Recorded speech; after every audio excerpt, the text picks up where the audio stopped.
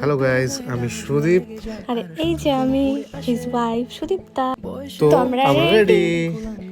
সেদিন ছিল আমার বরের বার্থডে, তাই সকালে ওকে নিয়ে যাচ্ছিলাম মদন বাড়িতে।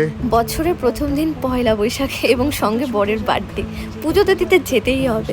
এই তো আমরা চলে এসেছি, এই যে বুকে নামাচ্ছি এবং ওই দেখো আমার দুই শালি, ওরাও চলে এসছে। তো চলো যাওয়া যাক এখন।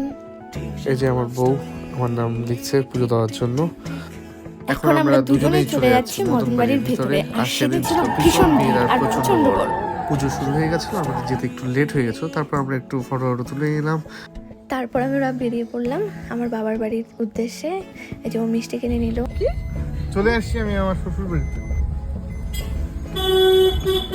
তারপর আমি আমার শাশুড়ি মাকে মিষ্টি দিয়ে প্রণাম সেরে নিলাম।